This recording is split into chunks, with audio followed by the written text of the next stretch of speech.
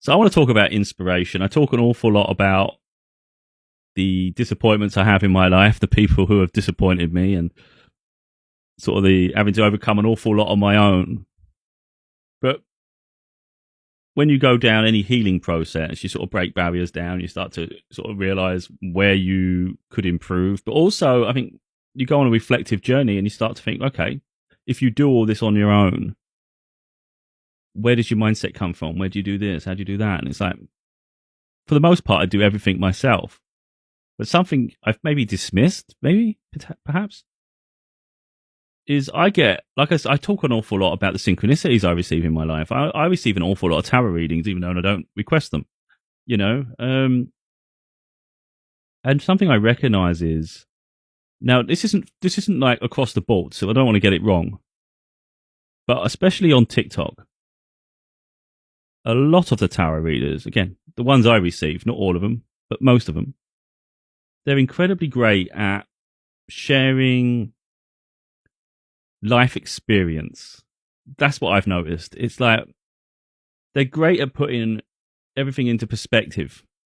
And that's helpful to everybody, you know? I get that in my own life. And I'm like, that's actually healing. It's very healing. Because what it's doing, see, my mum sees me get these readings and sometimes she thinks I'm obsessed with just knowing what's coming next. It's like, you don't get it. I'm always in tune and in sync. I innately know anyway. These are just confirmations. But what it is, I'm always listening to every little bit. And if it resonates, it resonates. If it doesn't, it doesn't. But when it does, it really does touch a nerve, you know?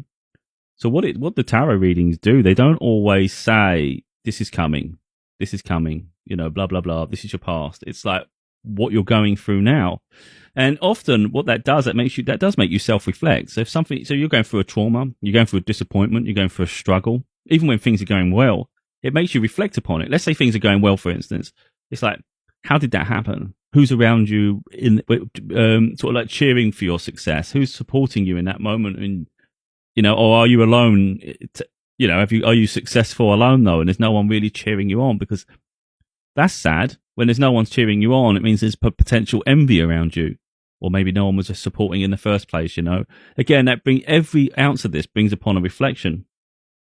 And that comes from a tarot reader, just pointing it out. And like I say, if there's any negatives, and it's kind of like, let's say a relationship has broken down or something didn't work as you expected it, there's a disappointment with that. They're great at giving reflection upon that too. They don't just leave it there, well, some do, but some go on a deeper tangent with it. It's kind of like, sometimes it's a case of, you need to find a balance in yourself, you know, let go of your ego and pride and sort of find compassion. It's kind of like, what does your soul yearn for rather than what you think is right and wrong, because people are not perfect. It's kind of, you know, so you get all that, and that's quite beautiful, isn't it? Of course, I have my own interpretation on it. It's like sometimes I might make it seem better than the reading was, but some of these readings are really good like that, you know? It could be that someone has left because they feel it's better for you, you know. They're going through a healing phase. They don't want to slow you down, so they bring themselves away. You look at it yourself beforehand and you're like, this is a bit cruel. Why have they just dismissed me like that? That's a bit harsh. But then there's another perspective to it. Some people, they're not doing it to be harsh. They're doing it for their own reason, and it was never meant to cause pain and suffering. So like I said, all these readings I get one after another, and it adds perspective, you know. It makes me think deep, and then I sort of like, in retrospect, I could think this, and it's like, yeah. So, yeah, I don't have inspirational people in my life, and I couldn't define one single person, but I would say the tarot readings are incredibly healing. They're incredibly healing because they force me at times to sort of reflect upon myself too, you know. It's because we can always think of it like everybody around us is the reason for our failures, and it's kind of like we're perfect. Are we perfect? Like me personally, I have a lot of positive traits, of course. You know, I am. You know, I share a lot of content. I'm on a healing journey. I am a positive person in terms of I will face my shadow self. I will work on all my negatives. I don't hide, you know, I just don't hide things. I'd rather just bring the truth out and share everything with everybody, you know. So it makes me pure in a sense, because I don't really care about people's reactions. I don't. It's like who I am. How can I be? How can I feel bad about who I am if that's who I am? You know, it's like too many people do that. They get like even your physical features. I am who I am. I'm getting grey hair. I don't care. I'm going bald down the middle. That's annoying because I used to have spiky hair. I used to do all sorts of things in my youth. The way I see it is my evolution is my evolution. So my physical appearance is my physical appearance. I don't care. I just embrace it. I'm not someone that will ever have plastic surgery. I won't have Botox. I'm not interested in dyeing my hair. I just go with the flow. So I've changed my hairstyle to the best I can to fit the hair I have. You know, I don't care. It's me. And I think too many people are just trying to change themselves entirely. And I think when they look in the mirror, they'll see someone completely different. And that's not what we're supposed to be doing. It's embrace who you are, flaws and all. Flaws make us unique. You know, that's how imperfections make us unique. That's the way I see it. So even with our personality, there can be quirks. I know I'm going off track here, but I think it's really important that we delve into this as well. So it's not just, I guess, inspiring people. It's kind of like focus on ourselves, though, and it's fine tuning. It's not eradicating everything. I watch First Dates in the UK. I like it. People on their first date experiencing someone for the first time. Doesn't always go to plan, but when it does, I think it's beautiful. There's sometimes people that are awkward, or they have maybe ADHD, or they have something, a personality trait that can be quite grinding and grating on the wrong person. So inevitably, those people sometimes they think, I need to tone it down. I need to be how someone wants me to be. And it's kind of like, no, you don't. You really don't. You need to be you in your purest form. And then the right person will appreciate you for who you are. You're just dating the wrong people. That doesn't make the people bad. That doesn't make the other people bad because they're looking for their kindred spirit too, you know. It just means you haven't met your person yet. Yeah, so anyway, it's so much beauty in life when you sort of unravel it all. But it's important that we do self-reflect, you know, like there's a situation in my life where I could allow my ego to get in the way and say, I'm just looking for fairness. Anything that's unjust, I'm not putting up with. But sometimes you have to you have to self-reflect a bit and go, wait, is your ego worth losing something beautiful?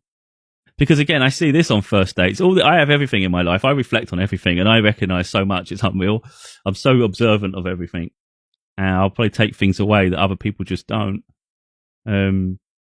I see people often give up on relationships because one thing someone does that's a bit annoying or you don't quite agree with or you didn't quite like it.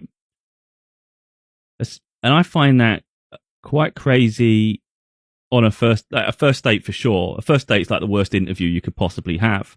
You've got to try and be as perfect as you can and hope to God you haven't messed it up in some way. And I think that's a lot of pressure for anyone. And I think sometimes we can foul, but you've got to look beyond sort of the superficial. You know, it's like I see this on there. Sometimes someone dismisses someone and it's like, oh my God, I'm witnessing a connection that's so profound. Of course, we don't have the same feelings they have, so you can't be in that moment. But I do think sometimes it's something someone did was just enough to knock them off, you know. And I'm thinking, not everybody's built for dating, but someone could be amazing in a relationship, you know. They're two different things. Dating is like an immediate interview. Try to show you the best version of myself. Relationship, we evolve together, we grow. Do we have common interests, you know? So when I see people give up so easily, I just think, oh my God, you just missed out on the potential love of a lifetime. Threw it away just because someone wasn't perfect today, yet they'll grow with you and they may very well become all that you wanted, you know? And I see it all too often. So, again, I'm very good at self-reflecting, but sometimes I have source material that really inspires me and makes me like look into it and go deeper within it. But there's an awful lot of tarot readers I recognize are in tune with life because they do so many readings. They're used to it. The breaking of a relationship, you know, the love of a lifetime. It's like the career and all the little nuances. So as I wrap up, if I was ever in the spotlight and I had an opportunity and I was told you can pick 10 people to have a platform and be influencers, if you like, because I think current influencers are shit, in all honesty. They're self-serving, they're crap. I don't like them. There you go, said it. If I was picking 10 people to have an opportunity, for the most part, they would probably be tarot readers. I'd be selecting my favorite tarot readers, the ones that are accurate, that I know are accurate, but also who have sort of life skills. They're great at telling a story. They're great at helping people. They're the ones I'd put in the limelight, in the spotlight.